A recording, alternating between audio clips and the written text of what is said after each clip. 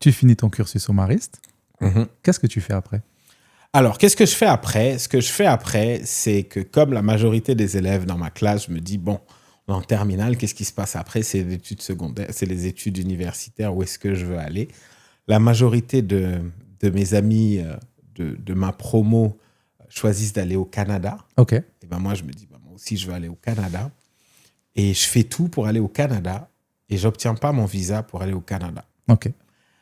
Et ça, je crois que c'est peut-être la première grande déception que j'ai eue.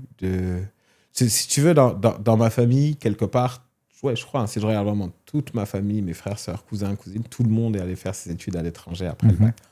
Donc pour moi, c'était évident. Et ce refus de visa, il a été vraiment une claque pour moi. Tu vois, une claque que j'ai eu quand même du mal à encaisser, pour plein de raisons. Et ça a été un coup assez dur que j'ai mal vécu. Et du coup, je me suis dit, comme je ne vais pas au Canada, fuck it. Je ne vais pas à l'université. OK. Et donc, pendant 1 an, si tu veux, je ne suis pas allé à l'université. Au bout de 3 mois à rien faire, ma mère m'a dit, bon, écoute, on va pas...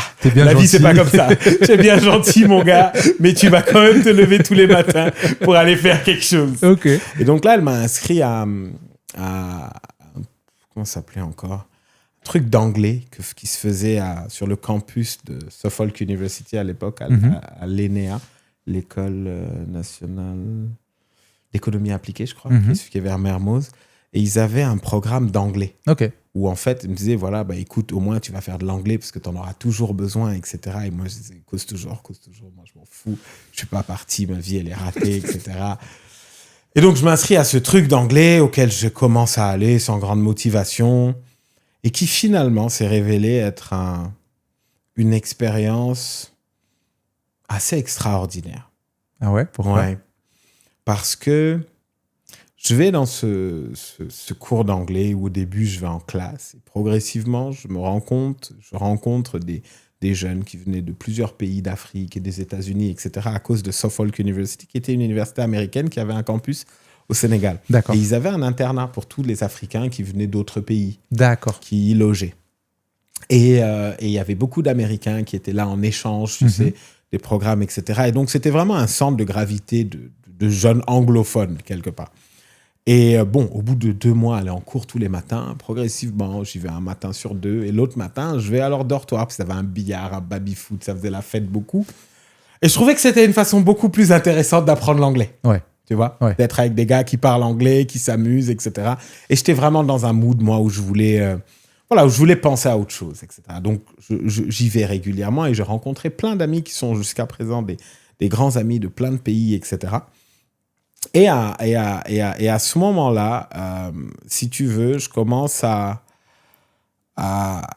nourrir quelque chose que j'avais gardé en moi depuis 2 ans. Donc là, je fais un step forward. Une expérience que j'ai vécue en première. Oui. Je t'ai dit que j'étais un ado un peu turbulent. Je t'ai dit que j'étais à l'internat. Et du coup, en première, je m'organise pour me faire... Je crois que c'était en première, pour me faire virer de l'internat. Je n'ai plus envie d'être à l'internat. Tu t'organises. Voilà, c'est ça. Tu fais un plan. Je fais un plan de libération. Il a payé mon plan de libération. J'ai dit à ma mère, je veux plus être à l'internat. Attends, comment ça s'appelle la série là où le gars il a Prison Break. Prison Break. Le gars il a tout tatoué le plan. Voilà. Vous savez pas, son t-shirt, il a les tatouages. Moi, c'était beaucoup plus simple que ça, beaucoup moins bruyant. Moi, j'ai dit, je veux plus être à l'internat. C'est si tu vas finir ton année à l'internat. J'ai dit bon, ok. Je retourne à l'internat. Je vais expliquer au préfet. Je m'entendais très bien avec les préfets, les encadreurs. Dominique, Fidèle et tout ça, c'était des gens que j'aimais beaucoup, Sébastien.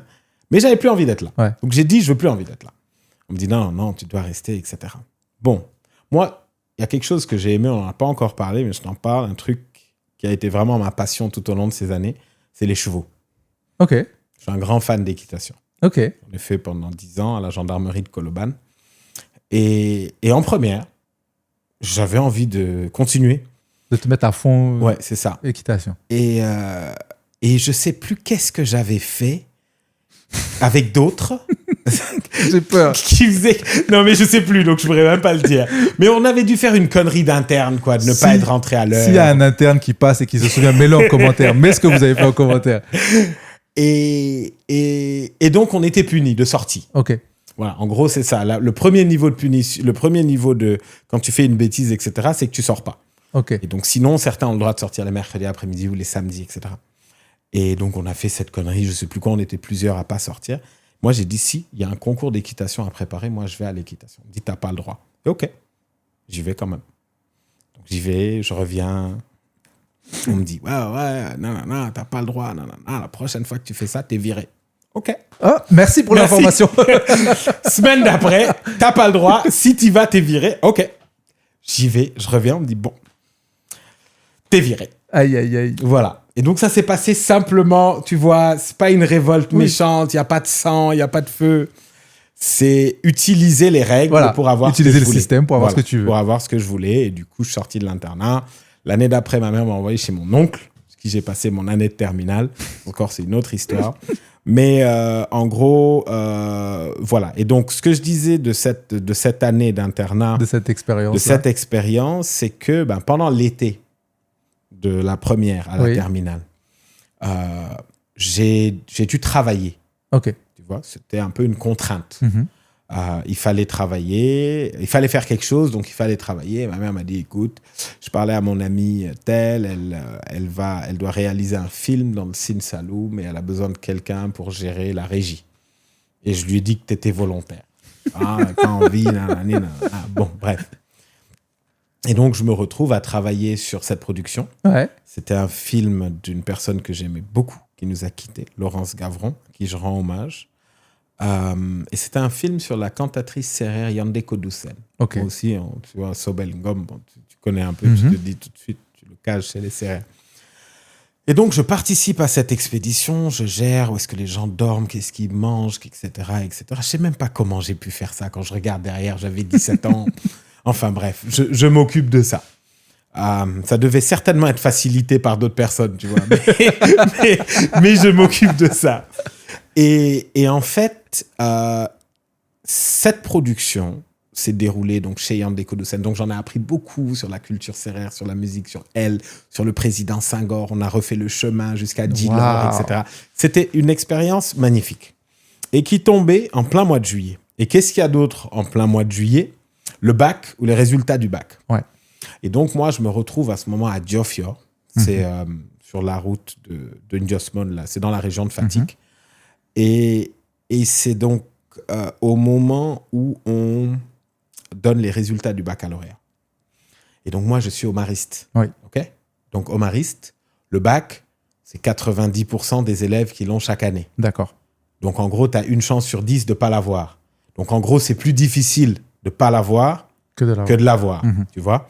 Et donc, ouais, bien que le bac reste toujours la pression que tu as dès le CP, là, quand tu vois les autres, etc., ça reste une pression atteignable. Tu sais que moi, je fais encore des cauchemars jusqu'à présent du bac. Ouais, tu vois. Non, mais je suis très sérieux. Hein. Les gens vont penser que je dis ça en rigolant, mais je te jure que des fois, ça doit m'arriver 2 fois dans l'année. Ouais, tu fais encore des cauchemars sur le bac. Parce que c'était une pression extrêmement. Ma mère m'a tellement dit durant l'année du bac que j'allais pas avoir mon bac parce que tu travaillais pas assez. Je travaillais pas assez. Ceci. Exact. Et je l'ai vraiment. En fait, un traumatisme. C'est là où je me rends compte que c'est un traumatisme parce complètement. Que ça fait 30 ans que j'ai eu mon bac. Ça, tu vois, bon, pas 30 ans, mais voilà, tu vois, ça fait un moment que j'ai eu mon bac. Mais que j'en fasse encore des cauchemars.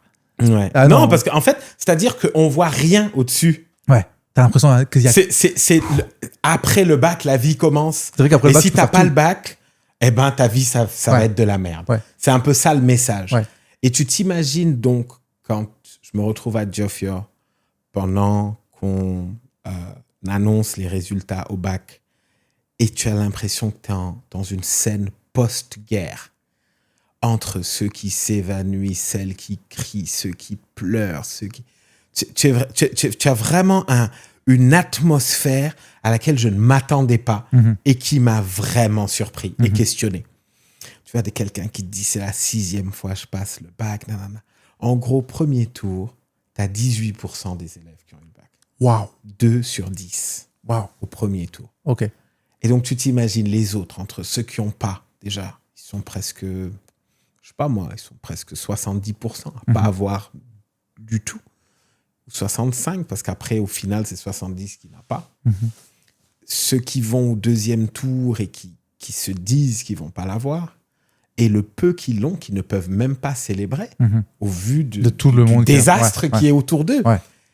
Et donc, et là, je me suis dit, mais ça ressemble pas à mon monde, quoi. Et donc, j'ai commencé à me poser beaucoup de questions sur... Mais c'est pas juste, parce qu'en passant ce séjour-là, j'ai aussi vécu un peu les réalités de beaucoup de ces jeunes, de comment ça se passe, de l'école, elle est où, donc je marche pour aller à l'école, comment vous y allez, combien de temps, j'aide aussi au chant, je fais aussi ça. Et je me dis, et dans ma tête, je me dis, mais regarde-moi ça, moi qui passe mon temps à me plaindre de ma vie, de ceci, de cela, alors que j'ai rien à faire pour personne, moi. Ouais. Je dois pas travailler pour nourrir mes parents. Je dois pas faire ci, je dois pas faire ça. Tu vois, j'ai aucune forme de redevabilité vis-à-vis de rien du tout. Et je me plains tout le temps. Et là, je me suis dit, et je crois que c'est la première fois que j'ai eu ce sentiment d'injustice, mais où c'était moi. Je comprends ce que tu dis. Le privilégié. Ouais. C'est toi qui étais injuste envers c'est ça. tout ce que tu avais. Ou en tout cas, ce que j'avais était injuste vis-à-vis des autres. Parce que ce que j'avais était censé me faciliter un chemin que d'autres doivent prendre sans aucune facilitation. Et pourtant, à la fin, eux et moi, on était évalués sur la même chose. Ouais. Et donc, quand j'ai vraiment commencé à prendre conscience de cette injustice ou de cette inégalité, parce que l'examen final, c'est le même. Oui, c'est le même. Mais le chemin, les accès aux connaissances, à la culture, à la langue, à l'environnement stimulant, informatif, etc., il n'était pas du tout le même. Ouais. Et donc, évidemment, c'est pas parce que dans certains lycées, les gens étaient plus intelligents que d'autres.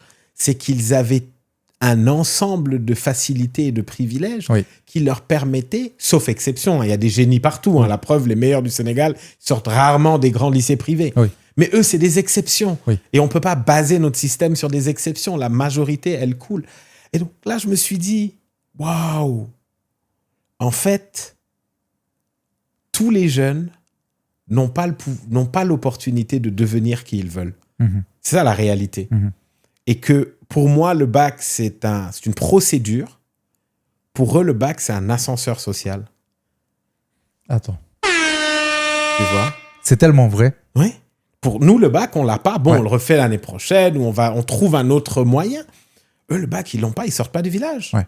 Ou en tout cas, ils vont sortir, mais sans ce chemin qui aurait pu leur faire construire une vie qu'ils estiment être meilleure que celle de leurs parents, qu'ils estiment pouvoir les amener de l'avant. Et donc, le bac devient une forme d'ennemi pour moi. Je trouve que c'est un système qui ne favorise pas l'équité, qui ne regarde pas le mérite, qui met tout le monde sur un piédestal et qui dit que le meilleur gagne.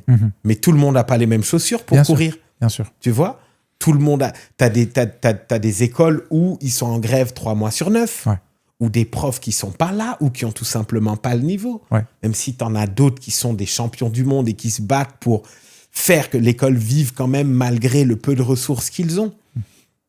Et d'un autre côté, t'as cette bulle un peu dakaroise, d'école privée, américaine, nanani, nanana, qui finalement sont dans un cycle qui est rythmé d'étapes sur lesquelles, oui, il faut faire des efforts, mais c'est quand même un peu le minimum, parce que t'as tout le reste, tu n'as pas à le gérer, et t'as cette grande jeunesse qui se bat pour être à l'école, pour rester à l'école, et tous les ans, sur 100 000 élèves, 150 000 qui passent le bac, bam, il y en a 100 000 qui l'ont pas.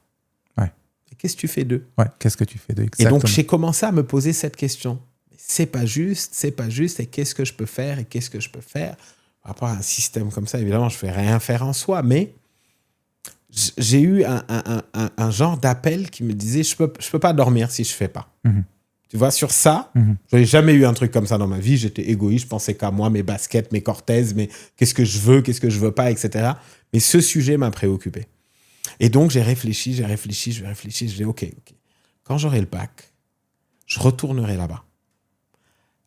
Et je parlerai avec des amis à moi qui sont bons à l'école. et je les amènerai là-bas. Et on va identifier les élèves qui ont le plus de difficultés pour passer le bac et on va rester 1 mois là-bas et on va les aider. Waouh.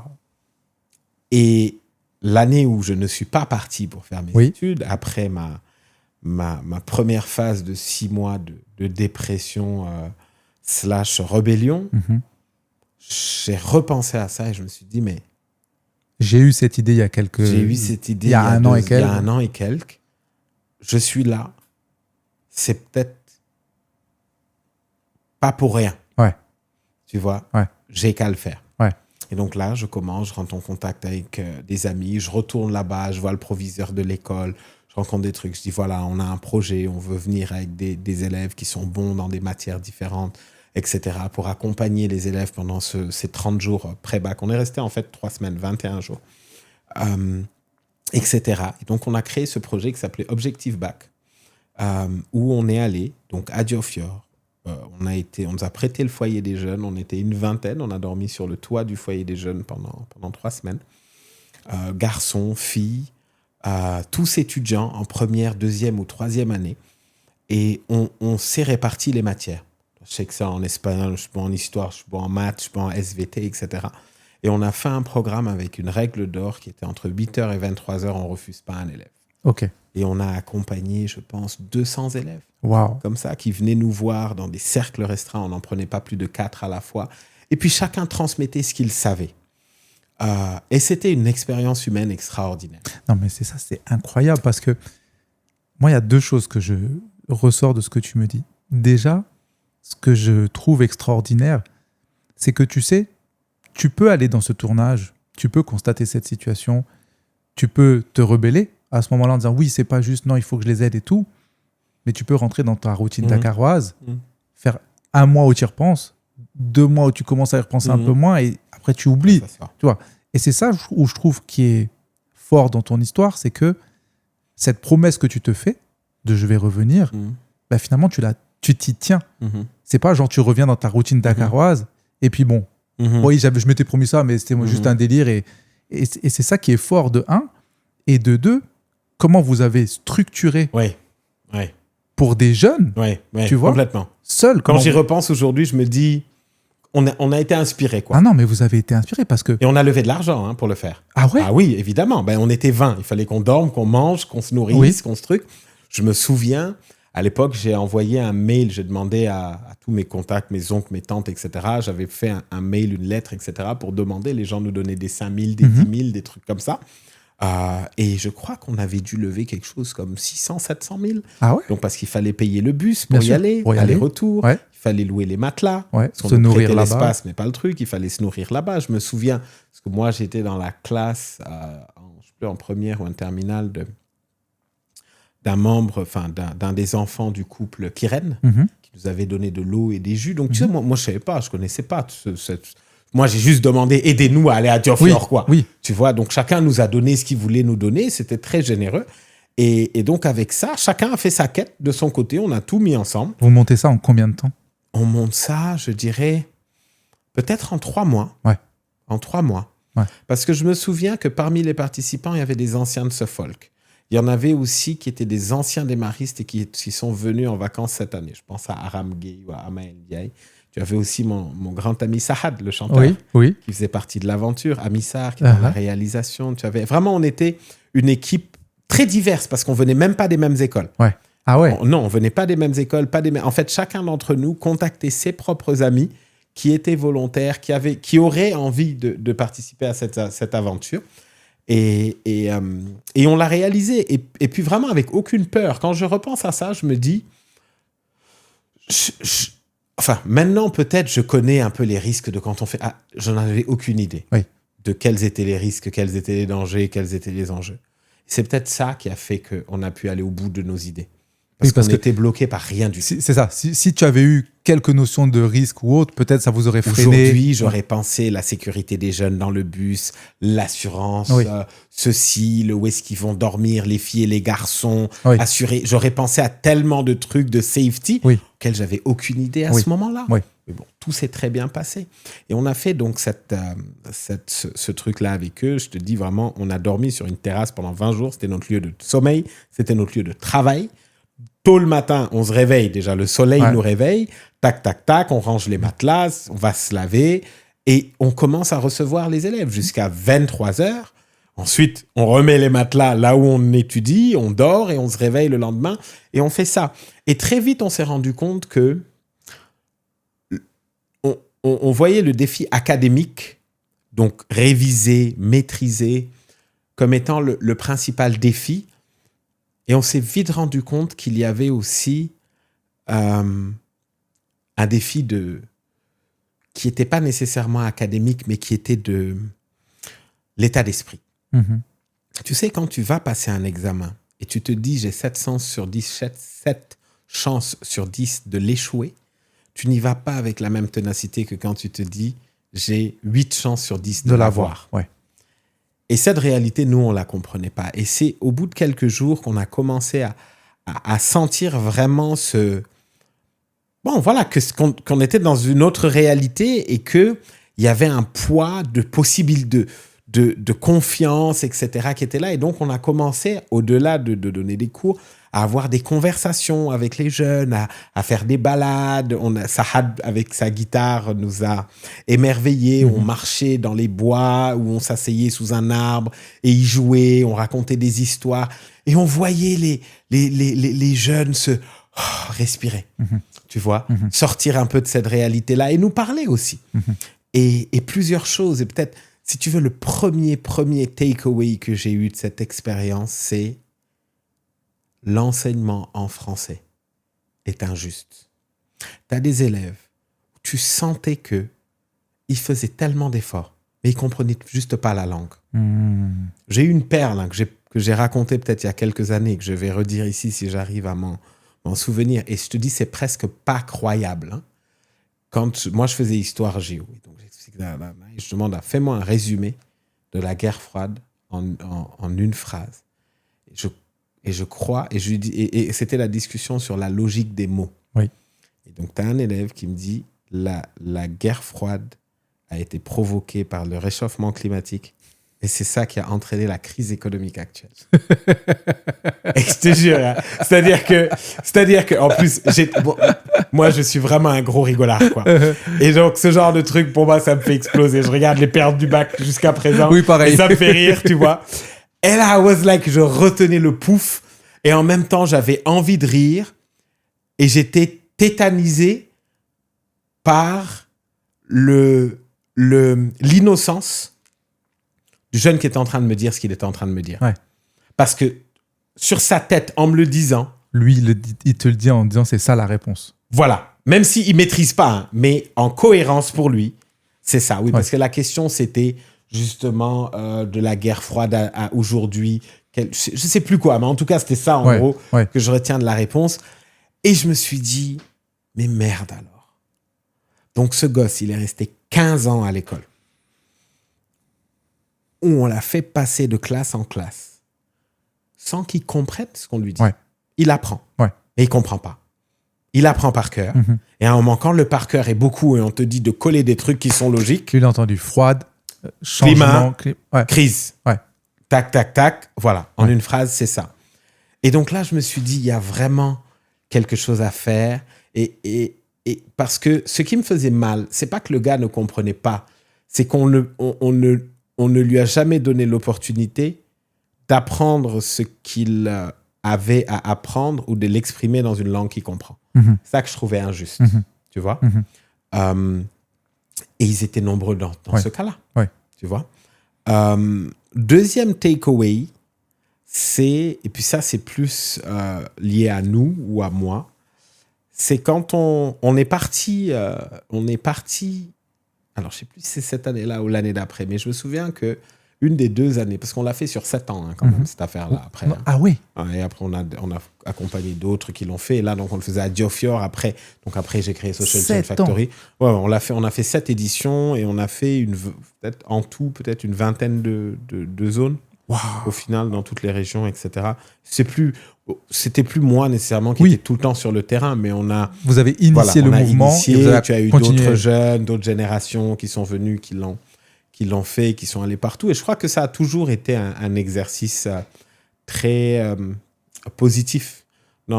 Autant pour les jeunes qui en ont bénéficié que pour les jeunes qui l'ont donné. Parce que c'est là que je voulais en venir, c'est que ce que j'ai découvert, moi, après cet exercice, c'est que dans l'exercice du donner, Mhm. si tu le donnes vraiment avec cœur et que tu ouvres tes yeux, tu reçois beaucoup plus. Oui. La satisfaction que j'avais quand on a fait ça, quand les résultats du bac sont sortis pour les jeunes qu'on avait accompagnés, donc qui étaient, je pense, je sais plus, c'était entre 50 et 60% Mhm. de ceux qu'on avait accompagnés qui avaient eu le bac. Ou je sais plus, entre 40 et 50 ou entre 50 et 60. Mais c'était plus que la moyenne. De se dire juste cet effort a peut-être contribué Un changement à de changer vie. la destinée Oui. de quelques personnes. Ouais. De famille. Et de famille, Oui. quand tu regardes Oui, sur le long terme. bien sûr. Et j'ai quelques cas particuliers, même avec qui je travaille Ouais. aujourd'hui, et qui je suis resté proche Ouais. depuis ces années-là. Et donc oui, tu vois l'évolution de eux-mêmes, de la famille, de ce que cet accès Non, je pense que sur l'instant présent, vous le réalisez pas, mais c'est ça, l'impact sur une destinée, sur une suite de vie, il peut être tellement important. Exact.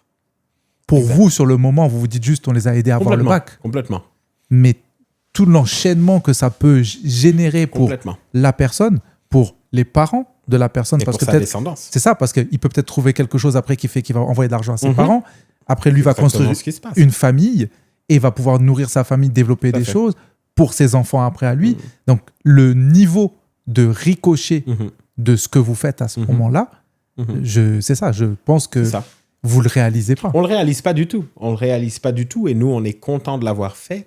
Et on est content d'avoir appris, ou peut-être d'avoir appris pour moi, peut-être pas pour tout le monde. Certains étaient peut-être plus âgés, avaient d'autres expériences. Mais globalement, non, je crois.